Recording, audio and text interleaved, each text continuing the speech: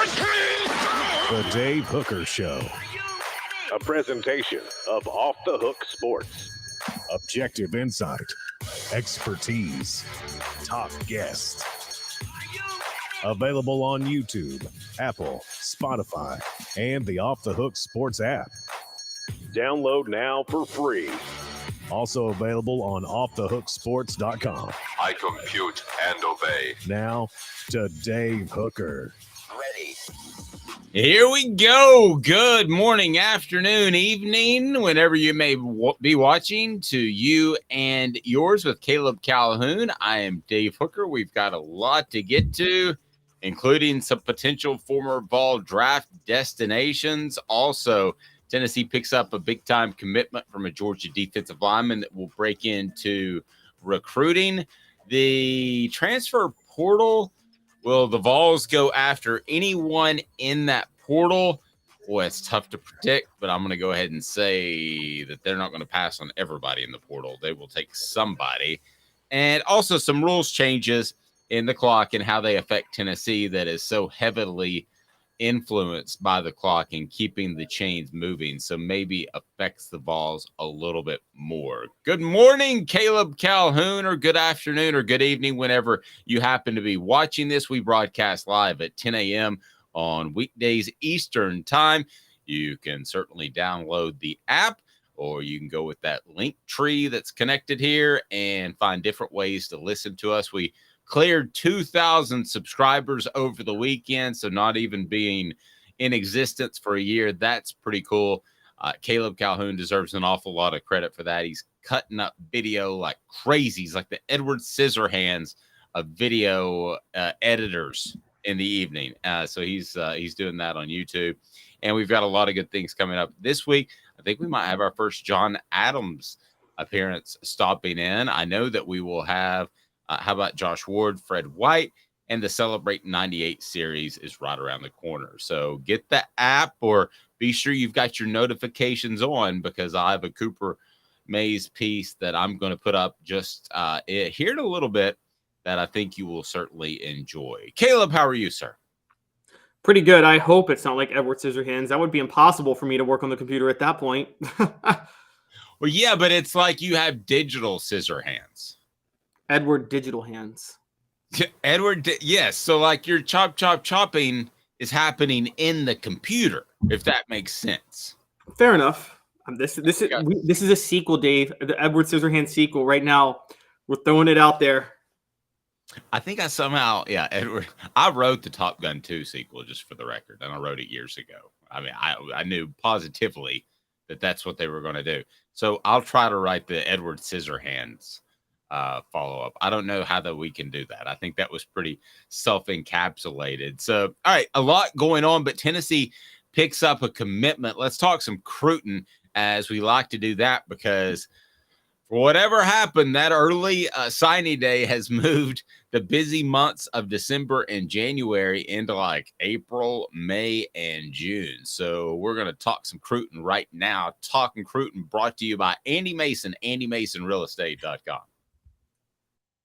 Talking Cruton. Am I right or am I right or am I right? Who's on Tennessee's board? The names you need to know, exclusively on Off the Hook Sports with Dave Hooker. Tell me about Tennessee's newest commitment. I'll tell you that it's brought to you by AndyMasonRealEstate.com. He'll save you thousands or tens of thousands of dollars on any real estate transaction, because there are 40 years of experience in his office, and he's awesome. And he cares about you, and they have the best prices. They have the best service in the biz. So AndyMasonRealEstate.com is phenomenal. Save you thousands or tens of thousands of dollars. Hit that like button. Let's bring more people in. A big crew already on this Monday morning, and I'll get to the message board. But first, get me caught up to date with Tennessee football recruiting as you rock the nice sport coat, Caleb Calhoun, always updressing me. Well, this recruit won't necessarily dress up the class on paper, but he could be the steal of the class, as I wrote on Friday. Jeremias Heard is a 247 sports composite 3-star at a model high school in Rome, Georgia. He is a 3-star on 247 Sports and On3, but he's not yet rated on Rivals or ESPN. The reason for that is he's a member of the 2024 class. He didn't play football until this past year, which would have been his junior year. He hadn't played football since 8th grade before then. So he missed 9th and 10th grade playing football. So he's just now getting noticed, and Tennessee was one of the first schools to offer him. Alabama has since taken a pretty big interest, reportedly, and it sounds like Georgia had taken an interest too. And it sounded like it was going to take this year for him to really build his profile. But Tennessee offered first, so he committed to Tennessee. He stands at 6'7", 295. I think this is somewhat of a, you could say a gamble, but I think it has more to do with, look, Tennessee has the best defensive line recruiter in the SEC. And I mean, in terms of recruiting and in terms of talent evaluating, in Rodney Garner. So my guess is Rodney Garner just found this guy before anybody else found him, and that you're going to start seeing more hype grow behind him over the coming months as more schools get interested. Okay, so let me ask you about him for a second, because basically he's three different kinds of players. He's, when he's not ranked, he's either the type of player that Tennessee saw early and they wanted to go ahead and offer because they think he's really, really just that good. Okay, there's the other type of prospect that he could be, that you're in the Georgia area, you want to get a head start on the Bulldogs because you think other programs like Georgia will come calling. Now, I know we're projecting here and he's a 3-star guy now, but the third option is he just isn't very good and can't play, which I don't think that's the case. But when we talk about Heard at 6'7", 295 pounds, do you think other schools will come calling like Georgia, which is just down the road? And also address, if you can, Caleb, how it's odd to me, at least it is to me, maybe it's not you, these guys typically commit and hold them. Used to be when you committed throughout the year and you didn't have the early signing day in December, a commitment in April, I just always thought was stupid. I didn't think it held half the time. They do hold most of the time now. So thoughts on other schools coming after Heard and why he may hold, because that tends to be the norm, which still surprises me. I think, and I can't prove this, so to your second question. Okay.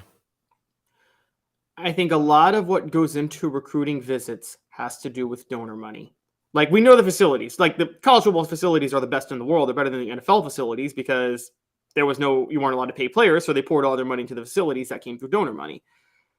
So I think a lot of what went into a recruiting visit came with. So I think the recruiting visits were much more fun before NIL. And I think some of the donor money is being redirected to pay the players rather than make sure they have the best experience possible on their recruiting visit. Okay. And so it's not worth it to take all these visits anymore. Now that's interesting. Okay, so you're saying when they roll out the red carpet during the football season, which they still do, but most of the guys are already committed. So when they roll out the red carpet or big orange carpet, you don't think that is as big of a factor as coaches identifying guys early, having them to summer camp? And are you taking this a step further that a financial deal is already in place with some of these guys, like Nico style? I think for some, a financial deal is already in place. I think the other part is, I think the red carpet is just not the red carpet that it used to be.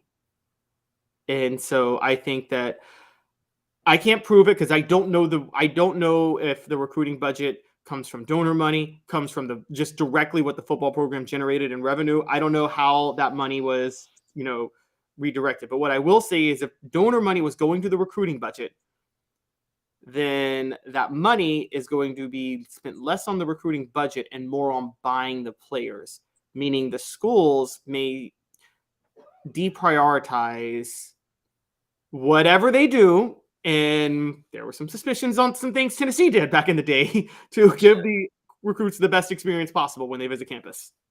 I think it's a little bit simple, and maybe more simple than that. There could be a financial arrangement in place. There's not supposed to be with recruiting, but there could be.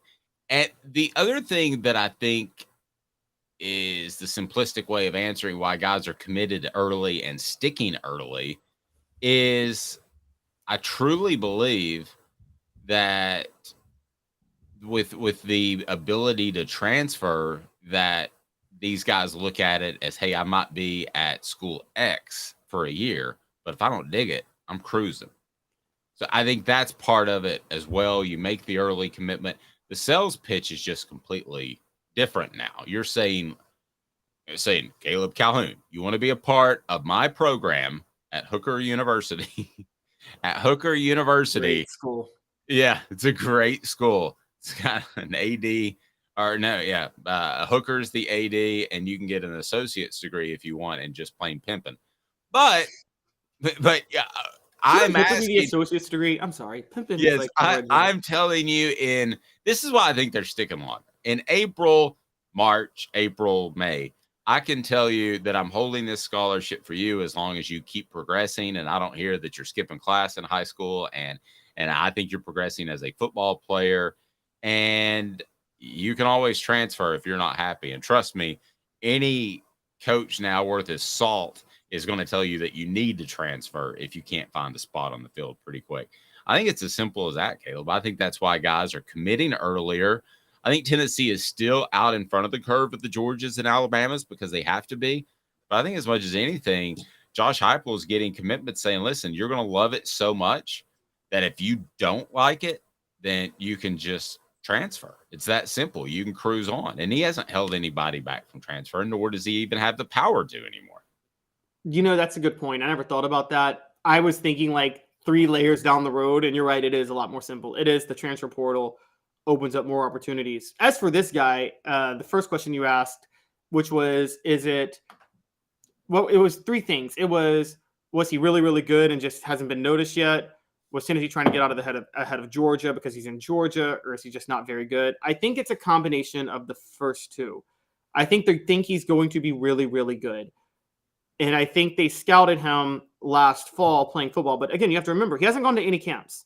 He hadn't done any of that stuff because he hadn't played football until last year in high school.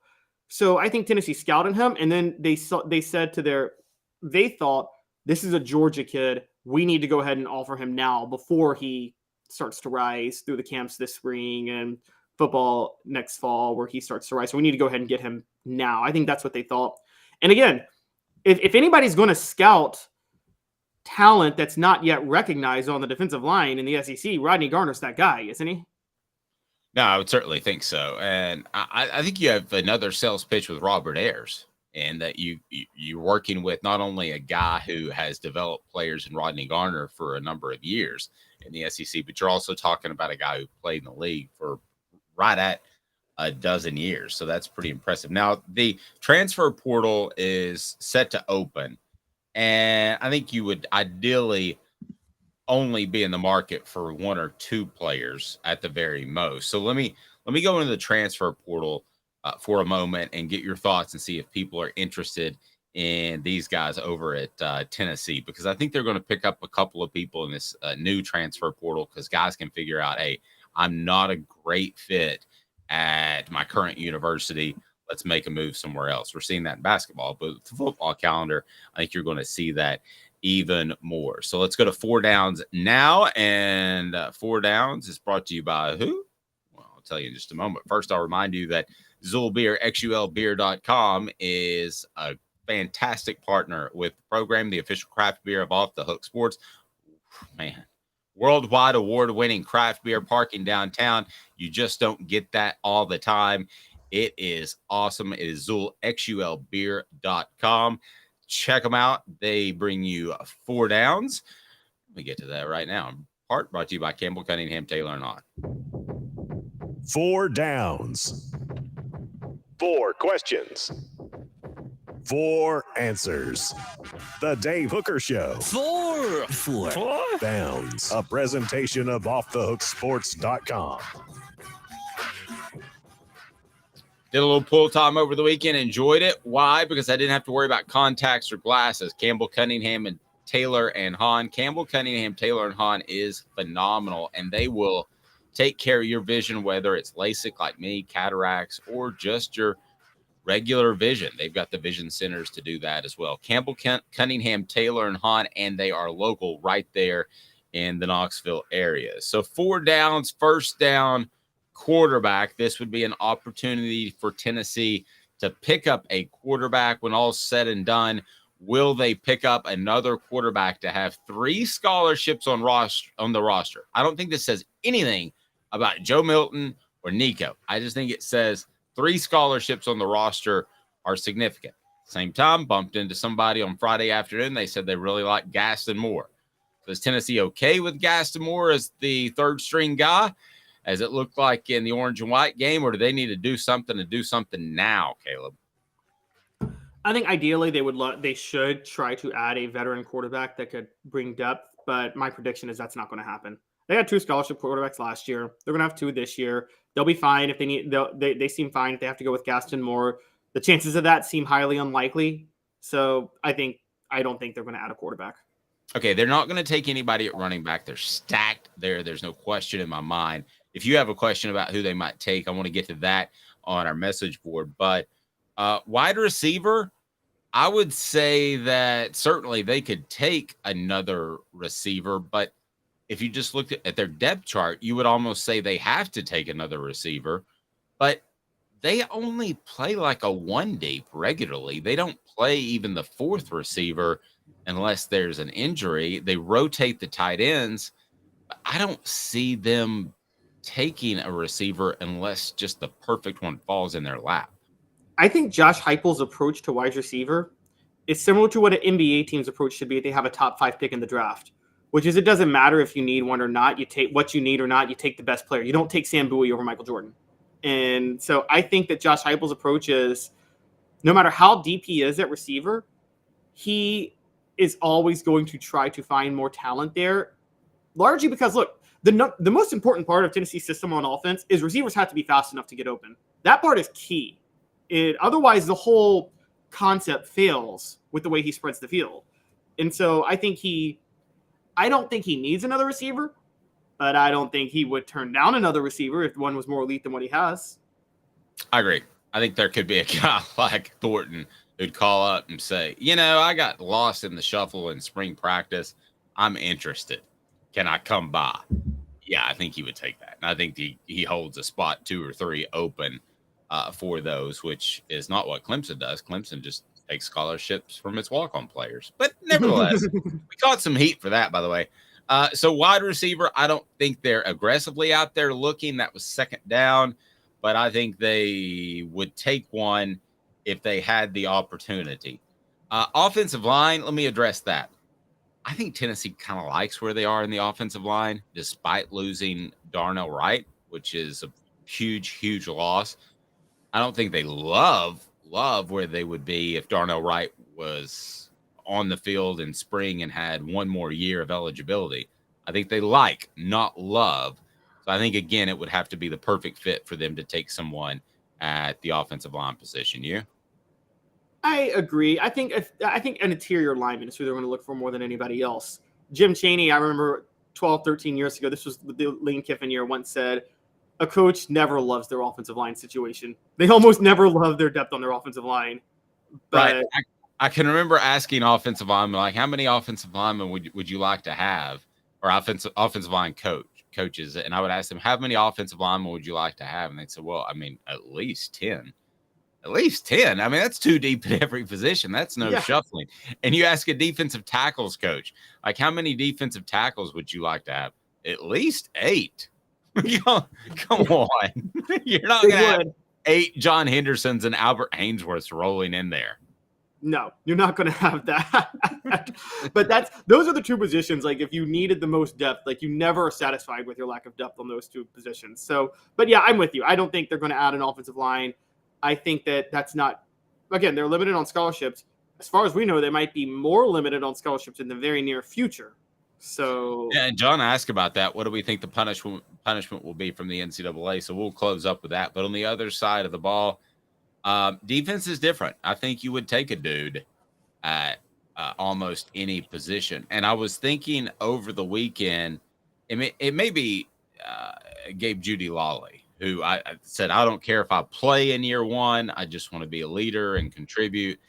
But it had me wondering over the weekend, because you really like Trayvon Flowers, and I do too, more than most people probably out there, and the leadership that he was able to exhibit last year. I don't know that you can get a leader in the transfer portal, but would they take another defensive back, linebacker, or defensive lineman? Caleb, this sounds crazy. Yes, they would take them, but I don't think they're craving them. No, and we should note part of this 4 downs is, as Tennessee just added a defensive line over the weekend, defensive lineman Amari McNeil has entered the transfer portal. And I think he entered the transfer portal for the same reason Jordan Phillips did in December. Those 2 defensive linemen entered largely, I think, because Tennessee has the rotation they want at defensive line. And I don't think there was a spot for them. Now, defensive line, I think they would. Look, if you get a John Henderson in the transfer portal, you take him. Tennessee does not have a John Henderson, Albert Haynesworth on this team. They just don't. I like Amari Thomas. He's not on their level. But I think that they would take an elite upgrade if they could. But in terms of the rotation, I think they're satisfied. I think if you hold scholarships, you hold it for defensive line and defensive back.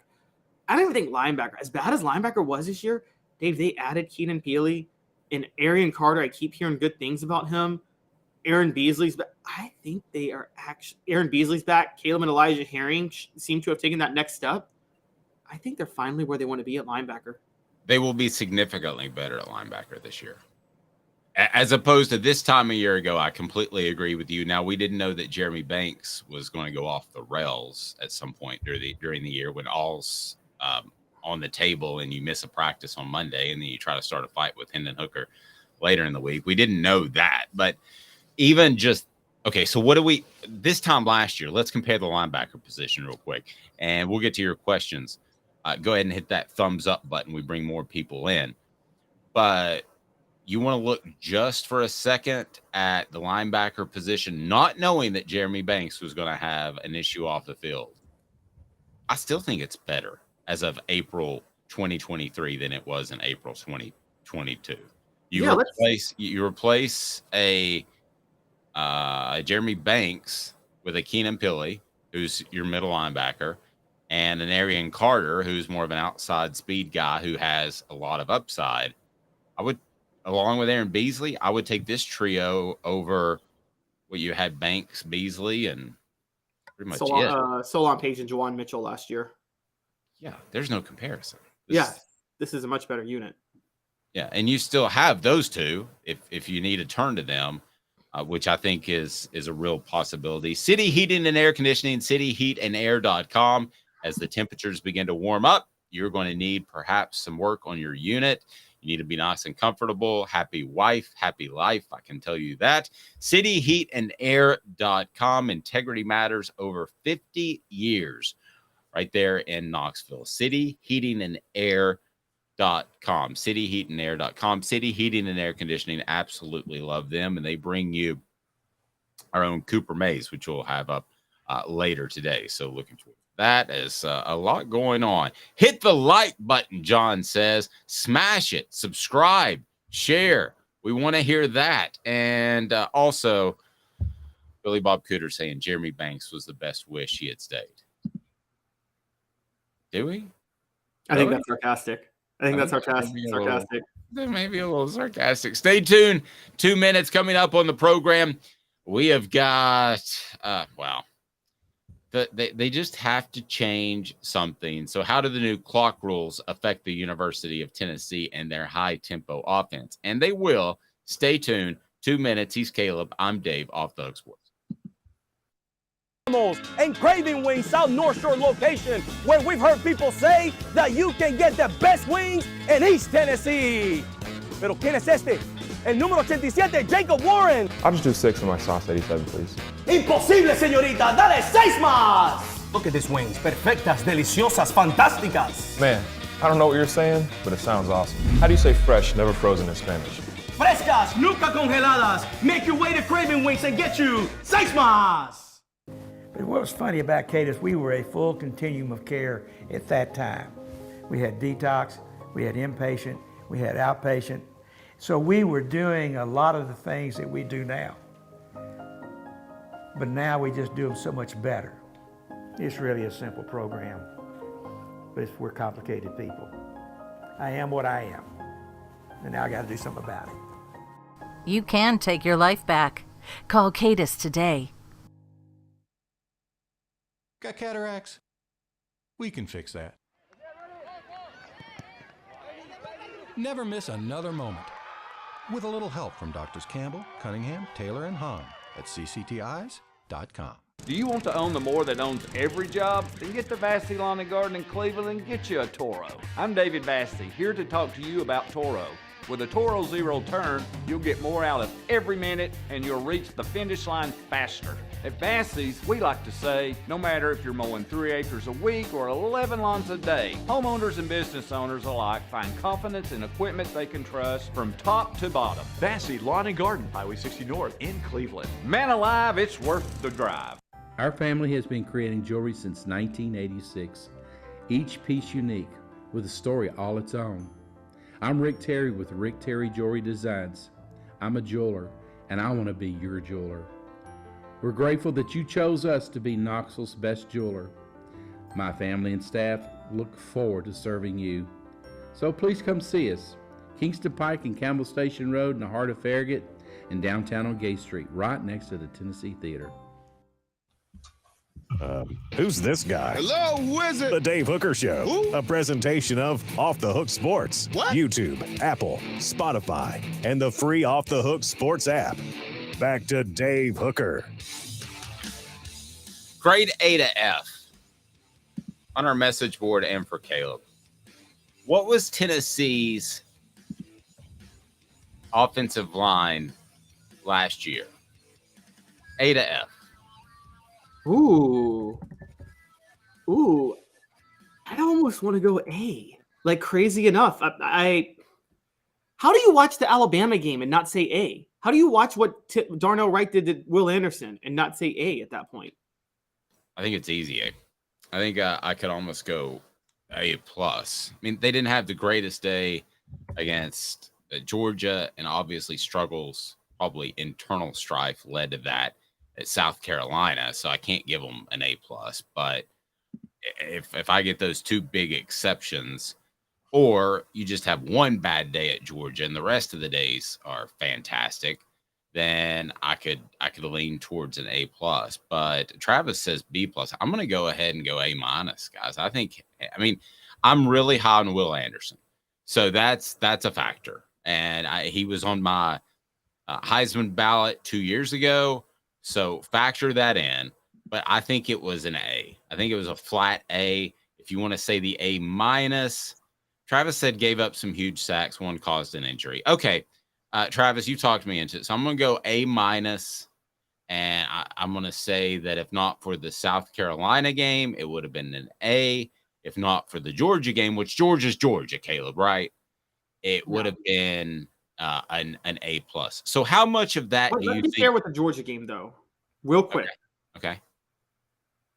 What could the offensive line do? The issue with the Georgia game was Georgia straight up played one-on-one coverage with Tennessee's receivers outside and dared Tennessee's receivers to be able to get open on them. And Tennessee's receivers didn't win those matchups.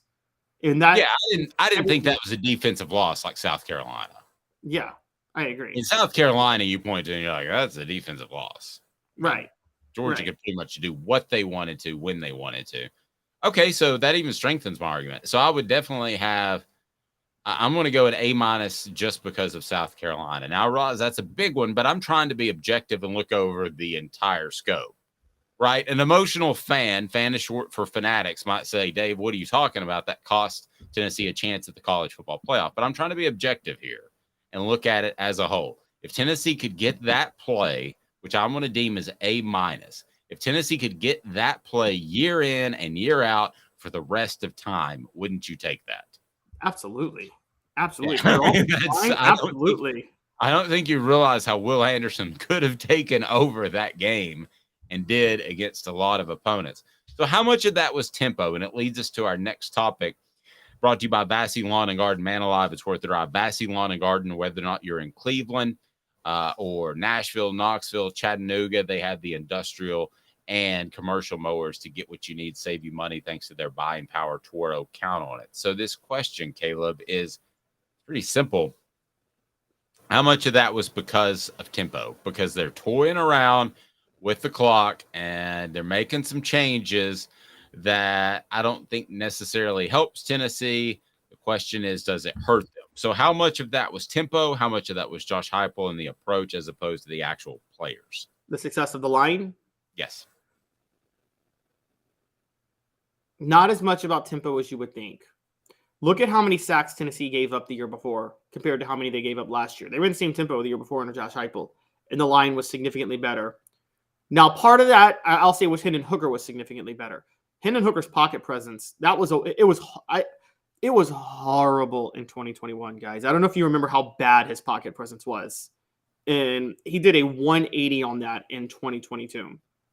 So you could say that was more about Hendon Hooker's improvement and understanding of where he is in the pocket. In the running game, I don't think was as explosive as you might have hoped it would be. But I don't think it had as much to do with tempo as you might think, because I think the line was just that good. There were a lot of good. I mean, we've talked about this. Cooper Mays may be the best center in next year's draft, if we're being honest. And Darnell Wright is the best right tackle in this year's NFL draft.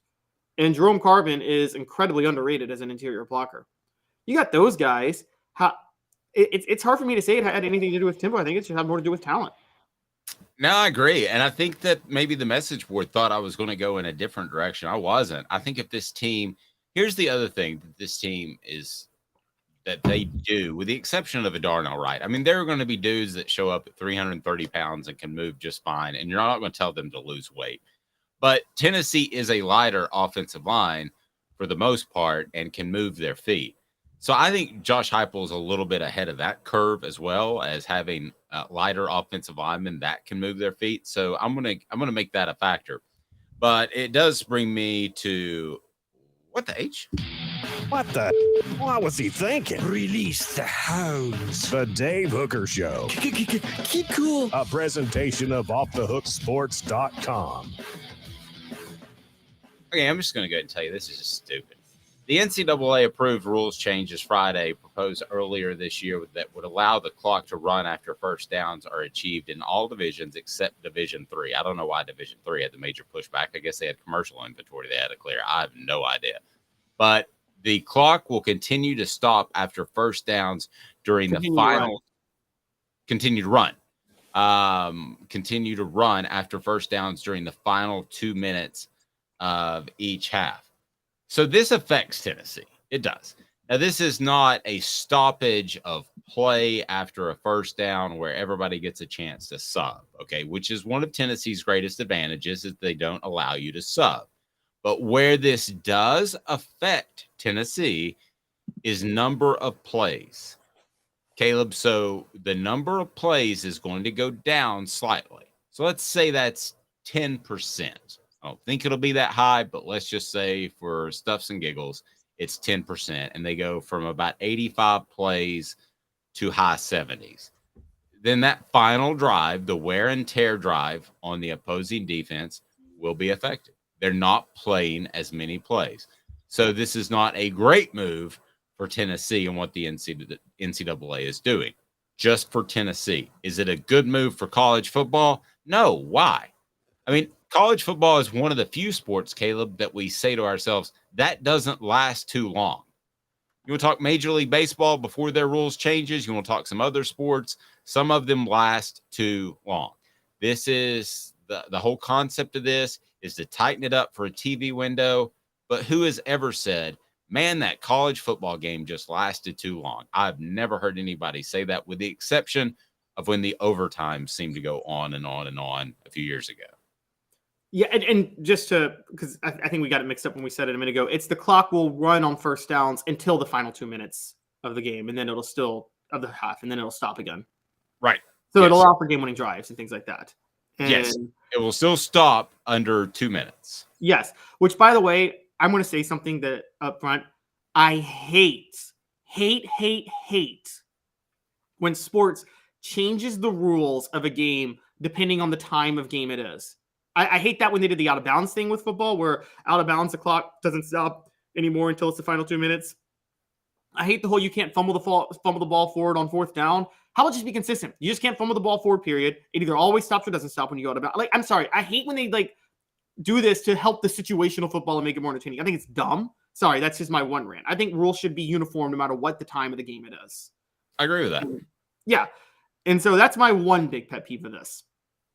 I'm with you. The thing people don't understand about college football, more than any other sport, and people on the message boards correct me if I'm wrong, but I feel like college football, even where I am, up here in DC, where nobody cares about college football, the people that do go to the college football games, they make a whole day out of it. People expect college football to be an all-day affair. It's not other sport. It's not like other sports. NFL, you go watch your team at 1 or 4, and then you call it a day. You do whatever else you have to do on a Sunday. Baseball, you go to work, you do whatever, and then you go to the game that night. Basketball, same thing. Football, college football is an all-day thing. There's no reason to shorten the game because, Dave, you cover college football for 15 years for the Knoxville News Sentinel. When you covered it, you knew that was an all-day job, right? That was 7 a.m. to midnight or 1 a.m. in the morning. And listen, I've never heard anybody say, man, that game drug on. Not one time in my life. Not once. Now, I will say, now, Mr. Jones brings up a point which you read right into the direction I was going. Fake injuries. And we know who does fake injuries as much as anyone. He goes by the initial LK. And he all but admits it on Twitter in kind of a suave way and just works it in there and that sort of thing. But you can't blame him either, because if they're not going to change the rules, I'd do it. Well, you can't. You're right. And what can you? But how can you even change the rules? If that's John says, unless you're a Vandy fan, it drags on too long. It does for Vandy fans. Wait, I know you can change the injuries rule. That's easy. How? Fix it, because I haven't heard a good one. So I'm probably about to shoot yours down, but I'll be open-minded. If a player gets hurt, they have to miss the remainder of that drive and the next drive. The next time the game is on the field. See, here's why that doesn't work. What if it's just a little nick, a little bang, and he needs to go out for just a second? And then, what you're doing by doing that, and it sounds good. Don't get me wrong, Caleb. You know I love you and I love your judgment. I think you're great. But here's what it does for a player. He's going to say, man, I just kind of tweaked my ankle, or I just kind of have a stinger. I'm going to stay out here because I don't want to miss the rest of this drive and the next drive. Oh, so you think it's encouraging players to play hurt, which they're trying to stop? Yes. Okay. That's a good point. I didn't even just like it's encouraging players to give bad baseline tests on CTI stuff. They're acting dumb when they get their baseline test in August before they start hitting. Oh, okay. So that they lower the bar so that when they get tested in November, they're like, oh, you have the same cognitive ability that you had in early August, but they were playing dumb back then. I think you'll have players that'll force themselves to stay on the field. See, I don't know how to fix it. I'm going to Caleb. Yeah, now that you say that, I never thought about that. But now, like other rules in other sports is easy to fix. Like, basketball, the intentional foul, to stop intentional fouling, you foul out. In baseball, I think to stop intentional walks, I think if you get walked a second time in a game, you get to second base, not first base. And you advance 2 bases. Okay. You know what play would have never happened? Giving your recommendation, which is a good one. I'm not ripping the recommendation. I don't think Jeff Coleman would have come out of the Arkansas game, which allowed one Billy Ratliff to come in and force a fumble of one Clinton Sterner back in 1998, because Jeff Coleman was gassed and he came to the sidelines. He's like, I just need a play or two. Get out there, Billy. And Billy runs out there after admitting he had been beaten down by Brandon Burlsworth, rest his soul, the entire game, and somehow beat Burlsworth. But Jeff Coleman probably says, I'm not coming off the field because I'm just gassed. I'm going to get through this. And Tennessee probably loses to Arkansas, and there's never a national championship game. There is still a national championship. I've broken it down how the national championship happens. Caleb is taking away your national title, Tennessee fans. No, Dave is taking away your national title. We got to talk about this with Fred White on Friday. Okay, this is the most unfair narrative ever written against Tennessee football. Okay, they win the national title regardless of that fumble. Was that fumble a lucky play? Yes. Tennessee wins it regardless, and I've broken down why. 1, they still would have gotten the ball back with about 30 seconds left had the fumble not happened, and they only needed a field goal to win. 2, even if they lose, they would have met Arkansas again in the SEC championship game. They would have won that game, and based on the BCS and the formula at the time, they would have been one of the top 2 teams. So All I'm saying is that with your changes, Jeff Coleman's probably like, man, I'm not taking myself out. I won't be out even the next drive. So then Tennessee's a 12-1 national title team instead of a 13-0 national title team. Hey, Vol Twitter, do you really care if you're 12-1 or 13-0, or do you just care about that championship? 13-0 sounds good. I mean, it has a different ring to it, doesn't it? It does. It does have a better ring to it. But but yes, that's a fair point. I don't know how to address that. Maybe this thing with but now that I think about it, okay, Dave, let's think about this for a minute. Now that we talked this out, I'm not so sure this is going to hurt Tennessee the way you think. The new rules change with the clock running on first down. Because, okay, they're going to get a first down. If a team's trying to slow the tempo, they're going to fake an injury. The clock's stopping on first down anyway. Like, I think Tennessee moves so fast, it's less relevant for Tennessee than it is for another school that when they get a first down and the clock's running, it's kind of – my problem is actually I say let the clock run on first down the whole game because Tennessee is more equipped to run a 2-minute drill with the clock running on first down than other teams are. But still, you would agree fewer plays at the end of the day would not benefit Tennessee. That fatigues the defense long term. I agree. It doesn't benefit Tennessee as much. I think this team is going to be a little bit different than last year's team, though, and we've talked about this. They're going to be using more plays to get down the field this year anyway than they've used in the past couple of years. And so I think it's not going – with Hooker's deep ball, I think we both agree. Josh Heupel, he was a score in 6 plays or less last year, wasn't he? Yeah, I think he's going to be more of a score in 10 plays maybe this year on offense. So I think you're going to see a lot more of those. And so that would be huge, and that's where the program needs to go. But if everything were status quo from last year and having 8 to 10 less plays to wear down a defense, I do think would be a factor towards the end of the game when some teams were running ragged. But also what you have to remember is, like you said, if Tennessee's used to this tempo, then I don't think it's going to change very much. I just don't know the reasoning behind it. And I mean, to me, if you're going to make adjustments with the clock and substitutions, you better figure out how to do the fake injury thing. And I don't know how. Nobody has come to me with an idea that I like. Caleb, you were close, but nobody's come to me yet with an idea that I like. I got an idea. I got a new one. Here's how you fix fake injuries. So I'm going to tell you guys a story because I'm a big Grizzlies fan. And during the grit and grind Grizzlies era, Blake Griffin and the Clippers beat us in a series one year by just flopping nonstop. Zach Randolph decided, okay, you want to draw a foul by flopping? I'm going to actually foul you. I want to make you feel what you're pretending to feel. And so from then on, he just hard fouled Blake Griffin before Blake Griffin could ever flop, and that shut it down. Do you want players to stop faking injuries? Maybe make them feel what they're claiming to feel. If you're an offensive lineman, just get a hit in. Get a hit in on a player. I'm not sure what happened to Caleb, but he turned a little evil there. Just got a little angry. Look at him. Oh, no, he's going to go into the accent, which some people had some thoughts on. Stay tuned. 2 minutes while the Vols basketball team is significantly better than it was last year, and also why Alabama, after spring practice, could be in a whole lot of trouble behind center. He's Caleb Caloun. I'm Dave Hooker. 2 minutes off the Hook Sports. I know you like the heat. You got to try my signature sauce 87. Dude, you know I love you and I love to try your wing sauce. But when it comes to wings, I need them really hot. I hit 105 on the radar gun. I need to be pretty spicy. Yeah, I know that, man. Look, if sauce 87 isn't enough for you, I guess you can try the Holy Moses or the Grim Reaper. Now we're talking.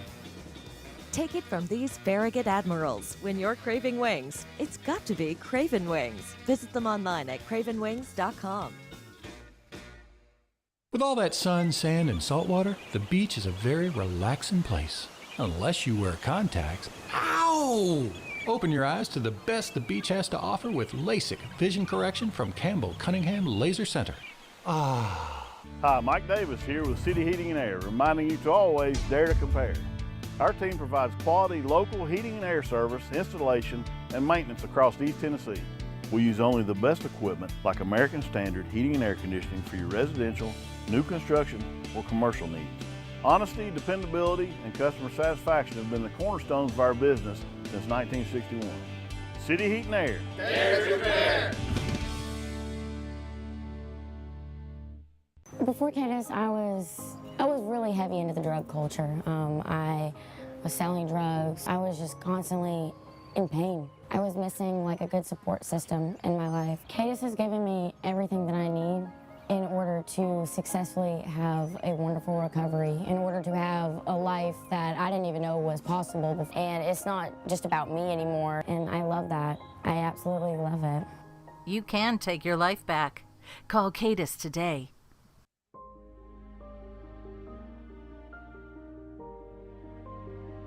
Our family has been creating one-of-a-kind pieces of jewelry in West Knoxville since 1986.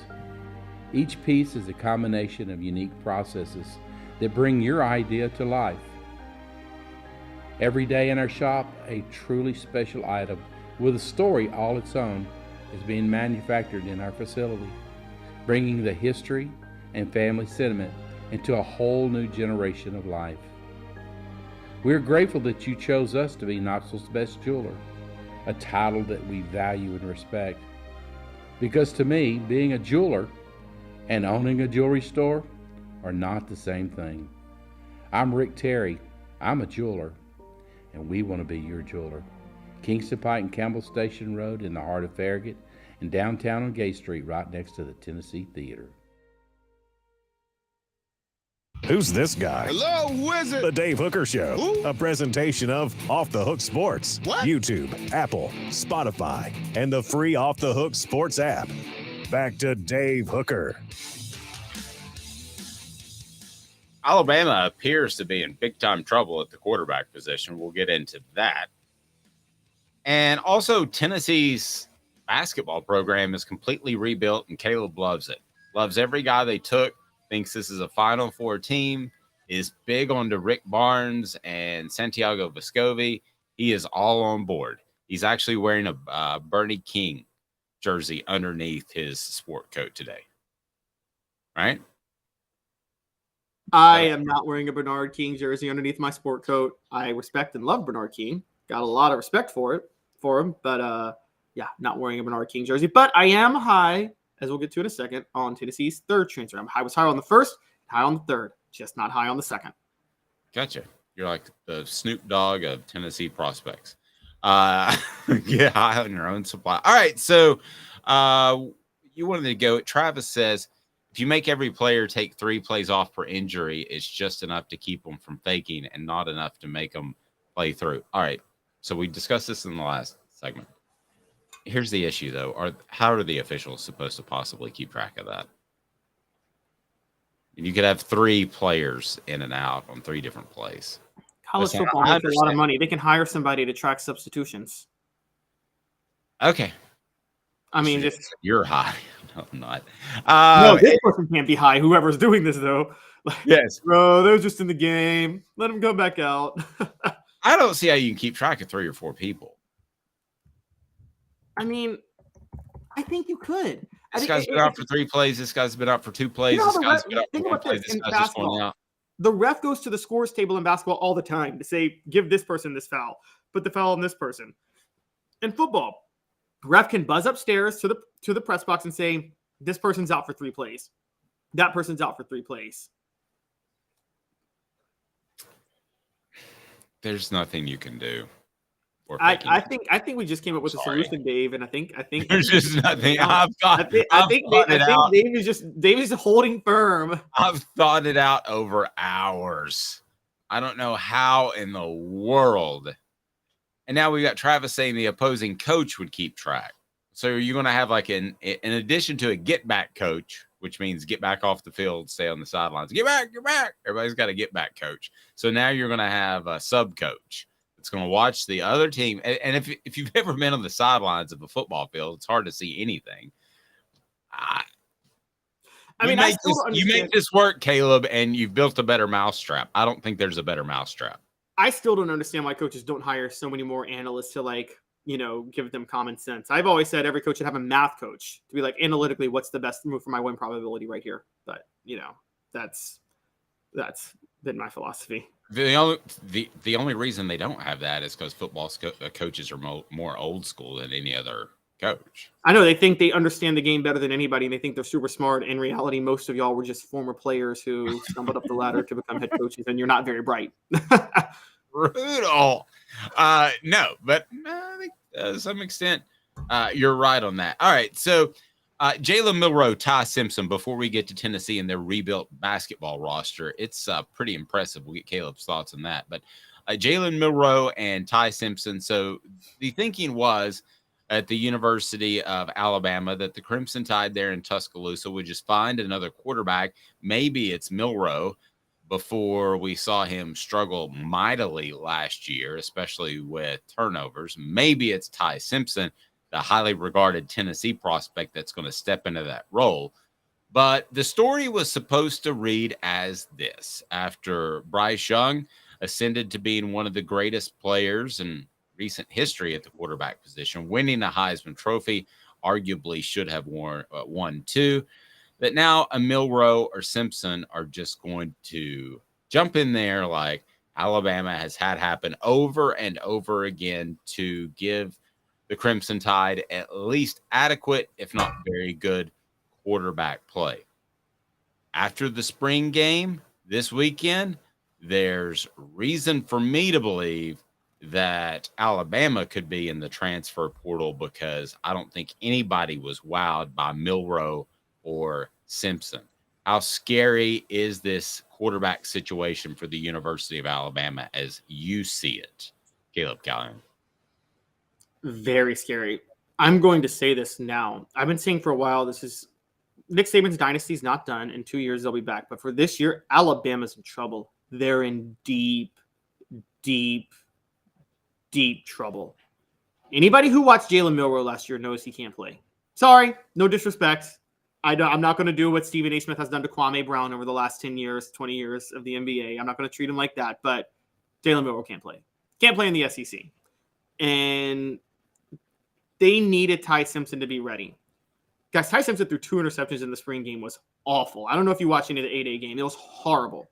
Yes. Now, Dave, you have talked about in the past, to be fair, Ty Simpson, or in spring, the defense is always ahead of the offense, typically. But you still expect your quarterback to be able to be semi-decent by the spring game, don't you? If your quarterback's worth his salt at all by the fall? Yes. And I want to add something else in there, not to throw you off your thought. But the other thing is you would expect if Alabama felt good about one of these quarterbacks, they might prop them up to look a little bit better in the spring game, and that was not the case. That is true.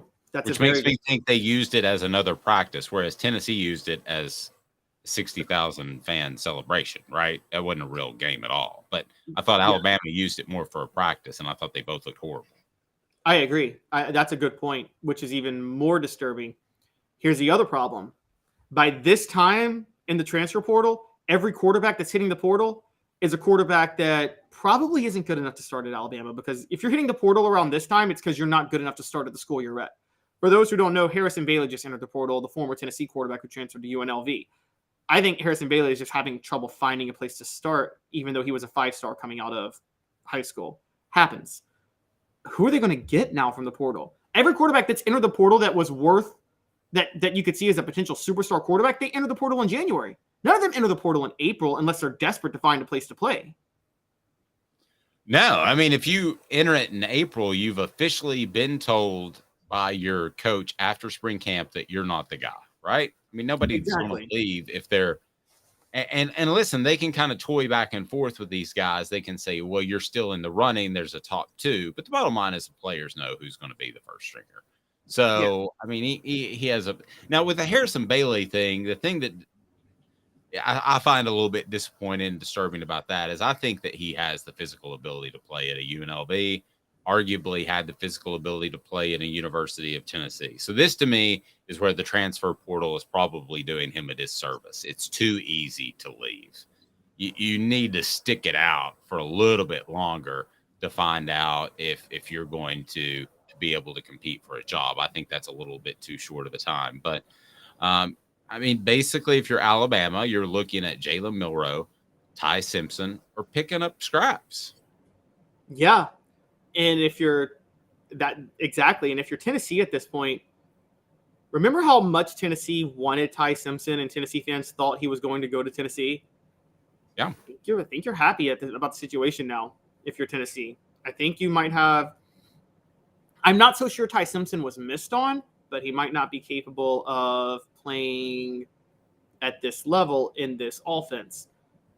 Look, on a broader scale, Dave, I'm bringing up Alabama's schedule right now, and the one thing working in their favor is, like Tennessee, they actually have a more favorable schedule than you might think, because the toughest teams they face, they get them at home this year, including Tennessee, obviously, and LSU. I would say you would agree that's their two toughest games, right? Tennessee and LSU?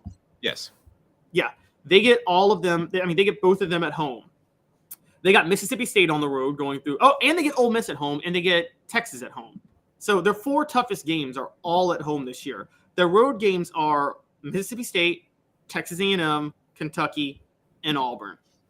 I think I think that to some extent we're missing the point. I mean, they may beat Tennessee and LSU because they're at home, but are they really? The question that you have to ask yourself if you're an Alabama fan from now on, is this team good enough to beat the current Georgia team? No. That's your only barometer. No, and on a neutral success, right? I mean, I was going at was on a neutral field. On a neutral field, I don't think this team could beat LSU or Tennessee this year. That's my hot take. Alabama on a neutral field would lose to LSU and Tennessee. They would lose to Georgia anywhere. And that's a big problem for this program. I mean, that's why I'm seeing them losing one of the four road games, just slipping up. I think maybe like Hugh Freeze will throw out everything with Auburn, because Hugh Freeze actually is pretty good coaching against Nick Saban. So you might see a shocker with Auburn. And look, they're going to lose to Tennessee or LSU or Ole Miss. One of those teams is going to beat them in Tuscaloosa this year. Book it. And I think, gun to my head, I would still pick Tennessee and Tuscaloosa right now. I'm going to be honest with you. What do you think that'll be, like a 4 to 6 point Alabama favorite? Well, it depends on what Alabama does up until that point. They will have just come off playing Arkansas, who could have a rebound year. And if they beat Arkansas pretty significantly, I think Vegas odds makers would freak out and just give them a 10-point spread with Tennessee coming. Here's the other thing too. Remember this: you pick Jalen Milroe to run an up-tempo offense where your quarterback runs around a lot. So even if he turned out to be great in that regard, you're changing your offensive system. You brought in a whole new offensive coordinator, defensive coordinator. I agree with you. I think it's a time of transition, and there's just too much transition to overcome. If both undefeated, Travis says Bama by 7, I think that's about right. But you got to remember, as long as Nick Saban's there, even if that program does slide back a little bit, that number is going to be so overly inflated for decades because people have made money betting on his number. Tennessee fans are the same way, by the way. When they go through a good run, they inflate that number. They do.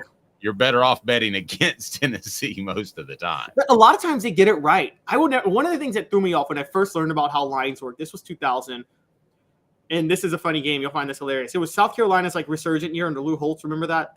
Lou Holtz's second year. And Tennessee's having a rebuilding year. They're like 3-4 or 3-3 or something like that, going to play a ranked South Carolina on the road. And Tennessee was a favorite. And I'm like, how was Tennessee a favorite? They won that game. And it's just, I think that Vegas, I will say, doesn't overreact. They look at long-term trends more than they look at year-by-year situations. They've always done that. True. Let me ask you this. If you're Alabama, do you take a quarterback in the transfer portal, or do you – obviously you would take a phenom, okay? If Caleb Williams were transferring again like he did from Oklahoma to Southern California, you'd take him, right? Right. But short of that, aren't you sending a signal to the rest of your football team that I don't have a lot of faith in this Jalen and Ty guy if you take another guy? I think you have to take another guy. We know what Jalen can't do. We saw it last year. But there's not going to be a great guy in the portal. But there's not. I mean, here's what I think. Look, this is. I said from the start, this is a transition rebuilding year for Alabama. They're not going anywhere under Nick Saban. They're still going to be a national title contender in the future. This year, though, they're in trouble. Ty Simpson was already in the program for a year. They put all their eggs into Ty Simpson being their future, and he was awful in the spring. It's not like he was a freshman. It's not like Nico Iamaleava coming in December or in March and struggling. No, Ty Simpson's been there since January of last year. Why was he so bad? That's a real question worth asking. And we watched Alabama last year. Look, last year's Alabama team is an 8-4 team without Bryce Young. They're easily 8-4. And I think that they are we to believe that they fully restocked the talent everywhere else outside of quarterback from last year in just 1 year? Like, I know it's Alabama, and I know they just had the number 1 recruiting class, but I really think they're in trouble this year. And I think they have to take a quarterback, because what happens with this, Dave, if you're Nick Saban? What happens if you do fall to, and I don't think this will happen, but what happens if your quarterback play is so bad, you stumble to like something awful, like 7-5? Well, the whole narrative around the country then is going to be Nick Saban's lost it and his time is done. And that's going to kill him in recruiting. Yeah, I think you can overcome one of those years. I don't think you can overcome two. But clearly, if there is a guy in the transfer portal, and there's not going to be, that's anywhere close to Nico Iamaleava, that's right, then he is going to be a guy that Alabama should go after. I just don't know that there's going to be a guy in the portal. More basketball news. This basketball program its roster has completely changed since this time last week. Caleb, what do you think of the newest addition? And get your thoughts on this basketball team as it has added 3 transfers since this time last week? Yes, they have added 3 transfers. I was high on the first, not high on the second, and I'm high on the third. So the first was Jordan Gainey, came from USC Upstate. He is another spot-up shooter, 41% from 3. Perfect type of player to complement what Rick Barnes needs, given how awful the offense was shooting at times last year. Second player was a 6'6" Chris Ledlam from Harvard. No idea why Rick Barnes wanted him. That was evidence of Rick Barnes being another old school guy. Guy may have averaged close to 10 rebounds in the Ivy League. If you're going for big, take 4 rebounds off of that in the SEC. Just because he was a great rebounder in the Ivy League at 6'6" doesn't mean he's going to be that in the SEC, and he's not a good 3-point shooter. So on Friday, just as we wrapped up our show and got ready for the weekend, I believe the name is pronounced Knet, Dalton Knet from Northern Colorado, or maybe it's just Dalton Knet, Knecht. He is a 6'6" spot-up shooter. I am really high on him. I think him with Jordan Gainey and Santiago Vescovi returning, even though I got my issues with Vescovi, as y'all know, I think that this makes this team a much better outside shooting team than they were last year. And that's a big deal because that's the one thing they had to fix. Okay, so are we now to the point where you're looking at a basketball team that's Zakai Ziegler is dribble, drive, dish, kick to the outside, Tennessee better hit some 3-pointers more than they did last year? Absolutely. Is that the team we're looking at? That's absolutely the team we're looking at. If they're not much better from 3 next year, that's a big problem because we're not even talking about, they got a lot of young guards that were 4-stars that were in the program this year that didn't play much because they had to develop some that were redshirts. Like Jemai Meshack, I still think is going to get even better. BJ Edwards is going to emerge as a point guard. And they added a few other guys from last year's recruiting class. I'm already forgetting their names, but ones who really didn't play at all last year. And so they should have enough offensive firepower to and then add the fact that Cameron Carr is a commitment to this year's class, and they got 2 bigs, JP Estrella and Cade Phillips. Yes, they need to have enough offensive firepower, regardless of whether or not Josiah Jordan James stays. That's kind of where I'm at. And want to take umbrage with some of your criticism of Santiago Vescovi. And there was a lot of it on the message board. Let me ask you this question. And I agree he has his limitations. If he's never asked to play the point because Ziegler goes down, if he's just his guy, and I know that happened with about 6 games left in the regular season, but if he's just his guy playing the 2, Are we looking at his season in a much different light? Tennessee may go a little bit deeper. He's more comfortable at that position. No, his issues were prevalent. So the question was, were you too hard on Vescovi last week? And the answer is a quick no. No, because I was doing this in the season before Zakai Ziegler got hurt. That's true. He was. So Vescovi was struggling and was an issue beforehand. So no, I think Vescovi, I need proof that Vescovi is mentally tough enough to handle the pressure. I don't know that he is.